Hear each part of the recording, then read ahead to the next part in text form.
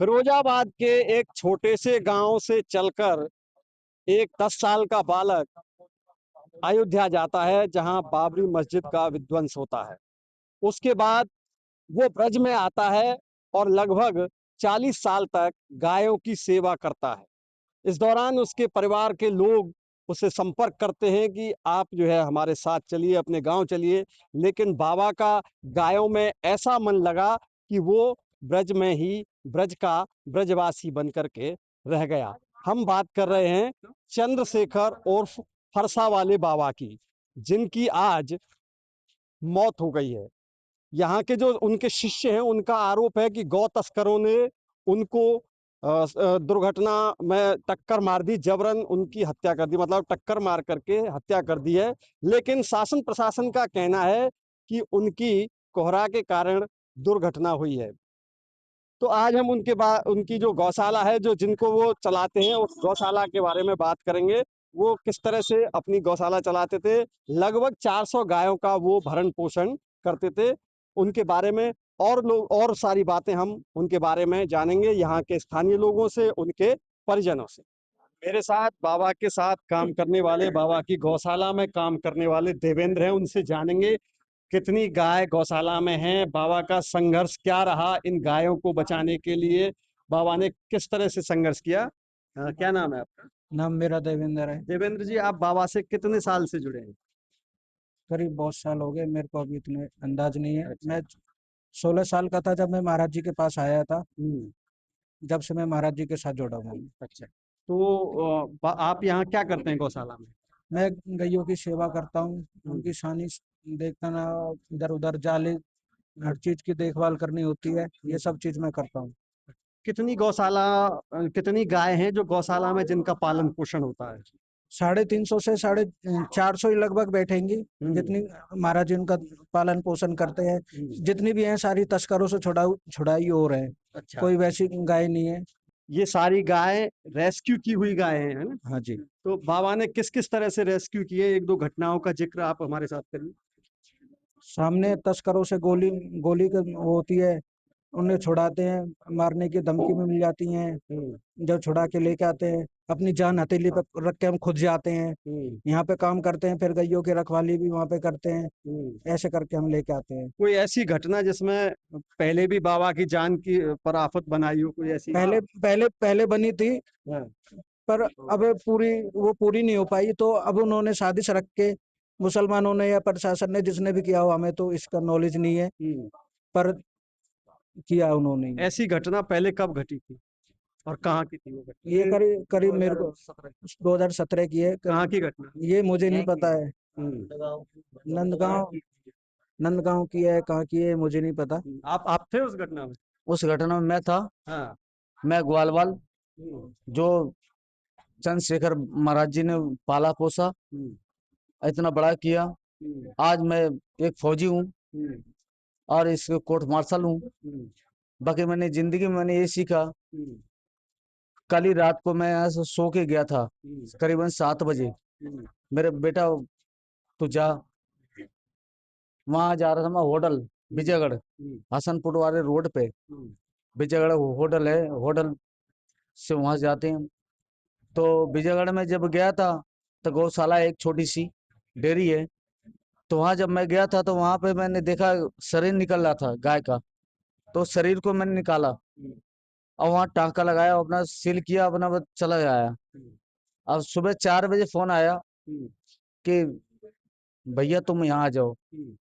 तो मैं उस चीजों को बता नहीं सकता हूँ मैं, अब कुछ नहीं बता सकता हूँ। तो महाराज जी जो यहाँ ब्रजवासियों में महाराज जी का क्या वो योगदान था, मतलब किस तरह से महाराज जी को देखते थे ब्रजवासी, और ब्रजवासियों को महाराज जी किस तरह से देखते आपके भतीजे, थे? हाँ। हमारे चाचा आपके चाचा जी थे वो? हाँ, हम्म। वो मेरे यहाँ पे ताऊ जी खड़े हैं हम्म। और ताई जी भी खड़ी है।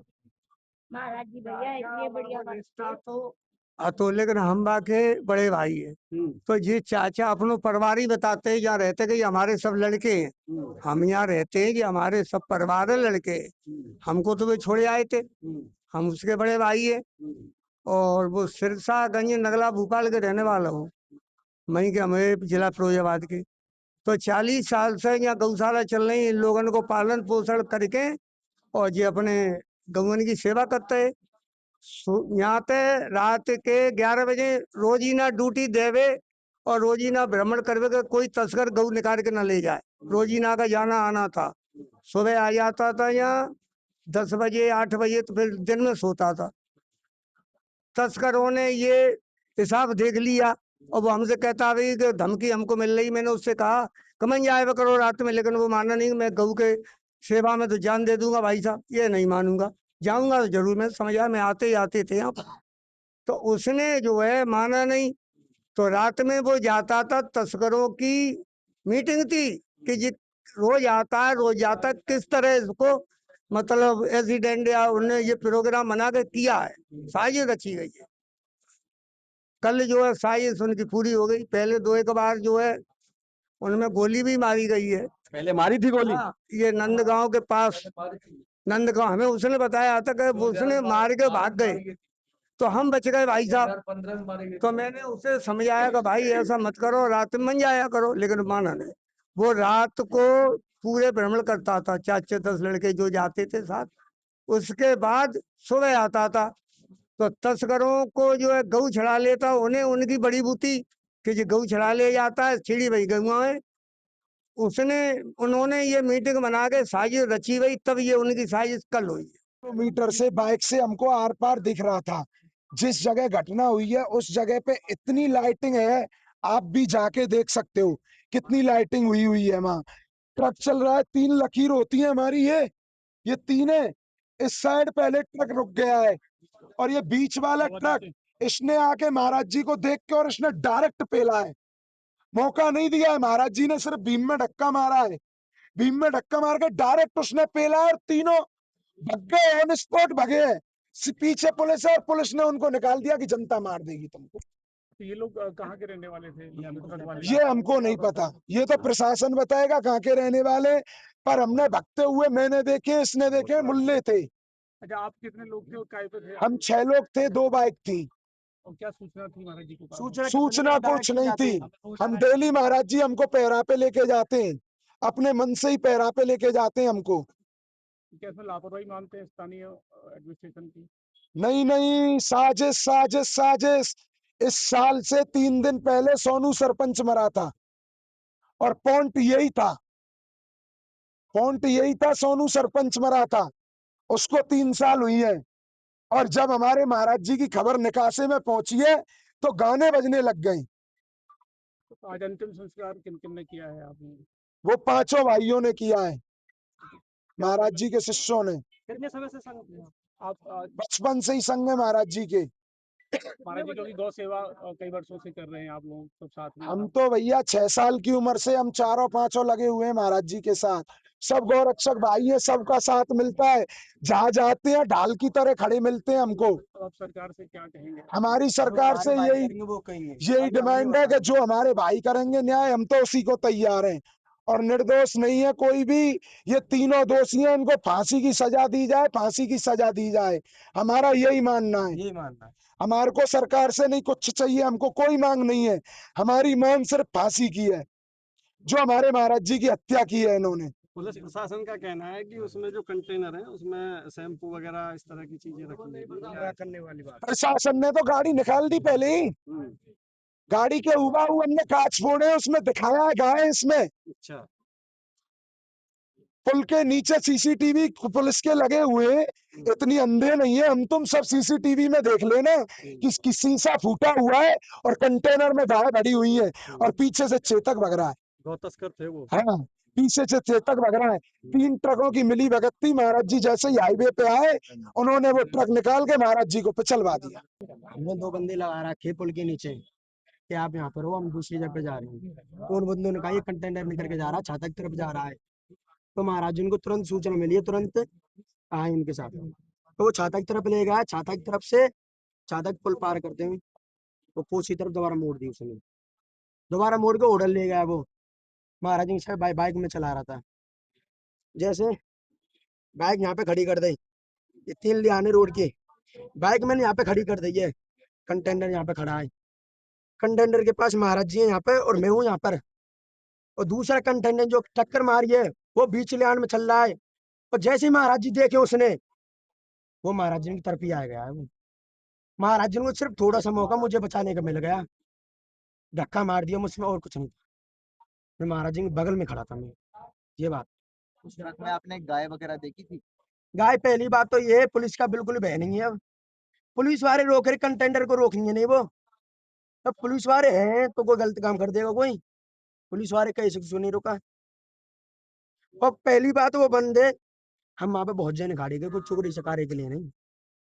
वहां पे वो बंदे खड़े थे तो वहां पे भगे क्यों थे? अच्छा। भगे क्यों? हाँ। वो उसमें तो किसी ने दारू नहीं पी रखी, जिसने ठोका था वो महाराज जी, अच्छा। किसी ने दारू नहीं पी रखी है। ये तो पुलिस वो जो प्रशासन अपने बचने के लिए गुमराह कहती है कर रहे हैं, दारू पी गुमराह। रखी है, वो पी रखा है। ये सालों का सबका ढोंग है इनका।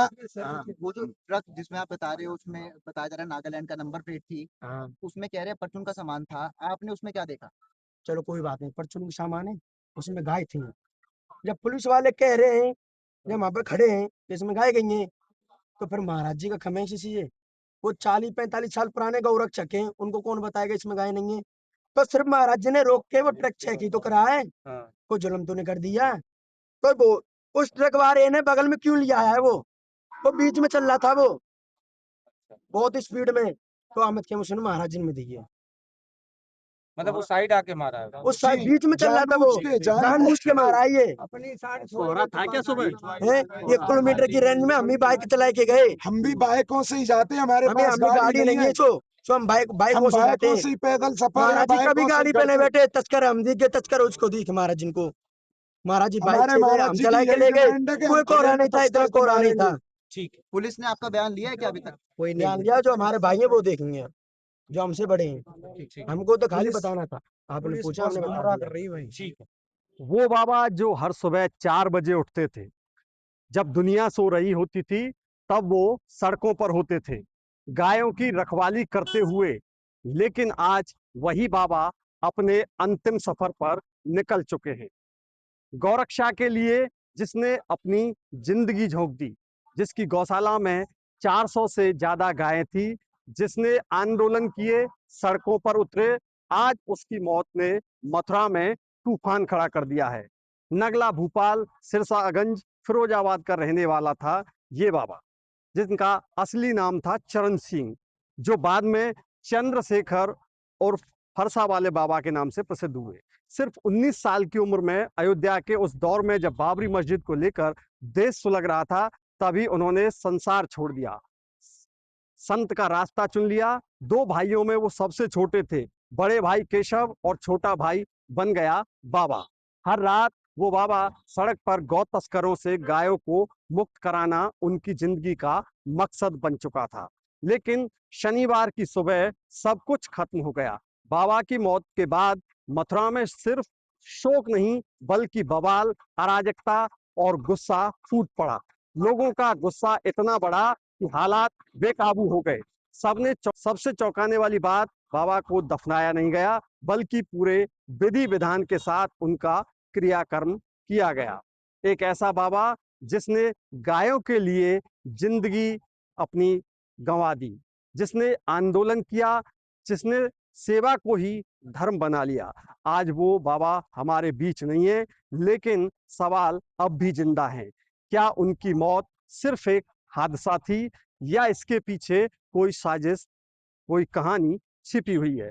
गौरक्षक बाबा की रहस्यमयी मौत, मथुरा में बवाल क्यों, सच क्या है? इन सब प्रश्नों के सवालों के जवाब हम यहाँ के लोगों से जानने की कोशिश करेंगे। तो आइए आप हमारे साथ बने रहिए।